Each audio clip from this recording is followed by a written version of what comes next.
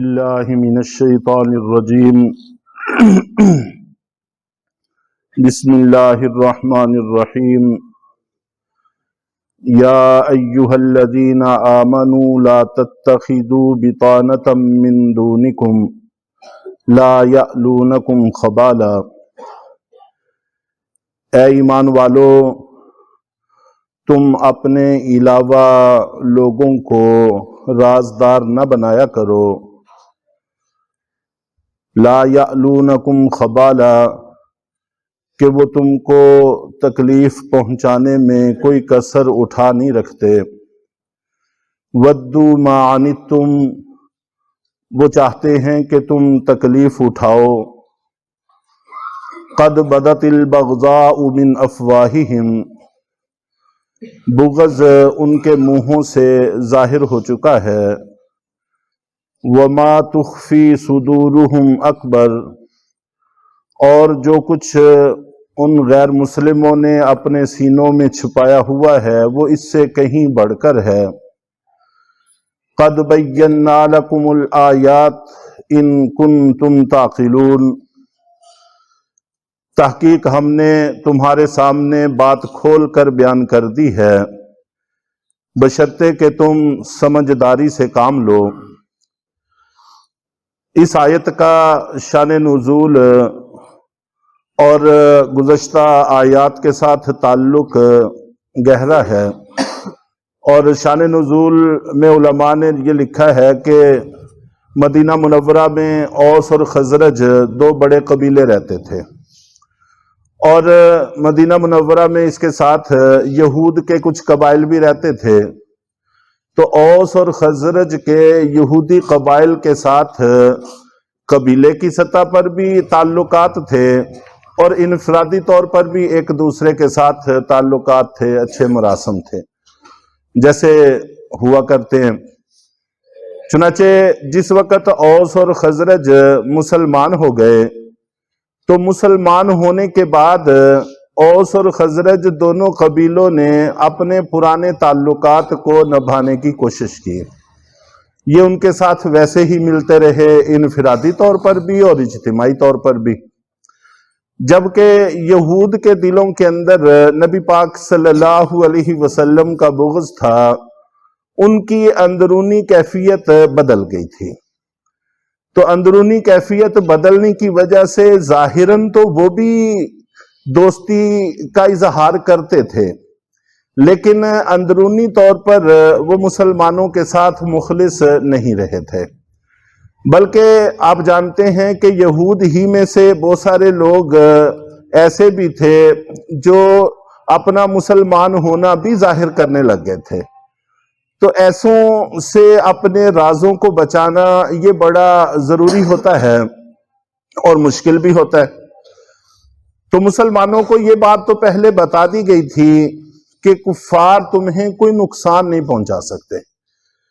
ہاں البتہ تھوڑی بہت شرارت کر سکتے ہیں، لیکن تم لوگوں کو بھی محتاط رہنے کی ضرورت ہے، اور محتاط رہنے کا تعلق اس چیز کے ساتھ ہے کہ ان کے ساتھ رازدارانہ تعلق نہیں ہونا چاہیے۔ یہاں پر لا تتخذوا بطانہ، بطانہ بطن سے ہے جس کا معنی ہوتا ہے اندرونی چیز۔ یہ جو ہم لباس پہنے ہوئے ہیں، اس کے کپڑے کا وہ حصہ جو ہمارے جسم سے لگ رہا ہے یہ بطانہ کہلاتا ہے۔ تو یعنی کسی کو اپنے اتنا قریب نہ کریں غیر مسلموں میں سے کہ وہ تمہارے راز جان لے، تمہارے رازوں سے واقف ہو جائے اور پھر وہ تمہیں نقصان پہنچائے۔ چنانچہ صحابہ کرام رضوان اللہ تعالی علیہم اجمعین اس معاملے میں بڑی احتیاط برتا کرتے تھے۔ بڑے تو بڑے ہی تھے، جو چھوٹے بچے تھے وہ بھی راز کو ظاہر نہیں کیا کرتے تھے۔ حضرت انس رضی اللہ تعالیٰ عنہ نبی پاک صلی اللہ علیہ وسلم کے خادم تھے، اور آپ نبی پاک صلی اللہ علیہ وسلم ان کو مختلف کاموں میں بھیجتے رہتے تھے، اور بہت سارے راز کے کاموں میں بھی بھیج دیتے تھے، پیغام راز کا بھی دیتے تھے۔ ایک دن یہ گھر آئے تو ان کی والدہ نے ان سے پوچھا کہ آپ کہاں گئے تھے؟ تو انہوں نے بتایا کہ اللہ کے نبی صلی اللہ علیہ وسلم نے مجھے کسی کام سے بھیجا تھا۔ تو والدہ نے پوچھا کہ بیٹے کون سے کام بھیجا تھا؟ تو فوراً کہنے لگے کہ یہ میرے نبی کا راز ہے۔ اپنی والدہ سے بھی اس بات کو شیئر نہیں کیا، اس بات کا تذکرہ نہیں کیا۔ صحابہ کرام اس حد تک اس معاملے میں محتاط رہا کرتے تھے۔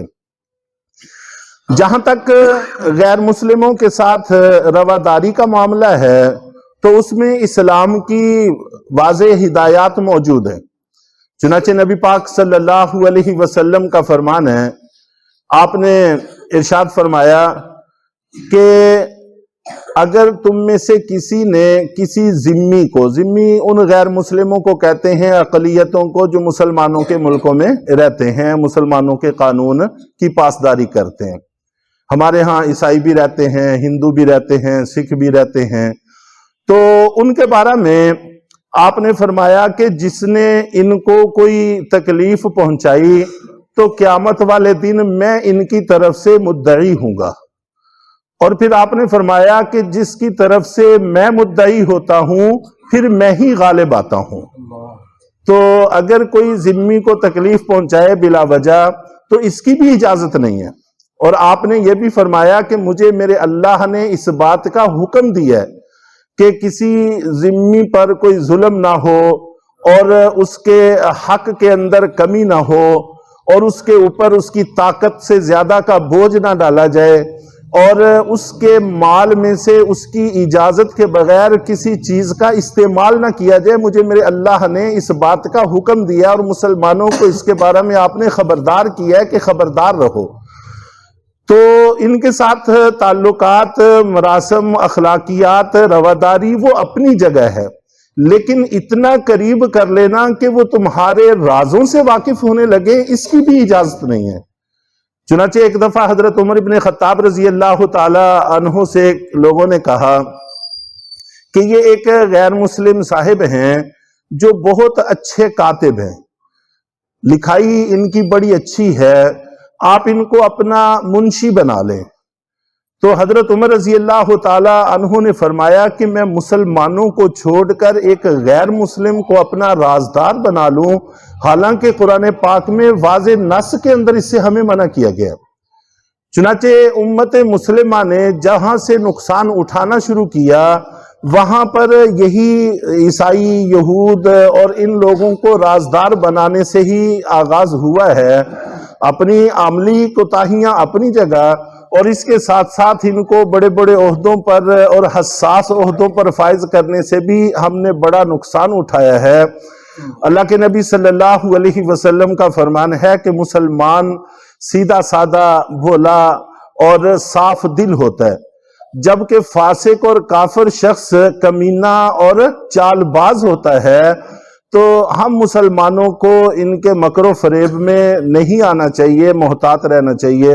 اس سے متعلق انشاءاللہ کچھ باتیں مزید عرض کر کے پھر آیت کا ترجمہ کیا جائے گا۔ اللہ تعالی ہم سب کو صحیح راستے پر چلنے کی توفیق عطا فرمائے۔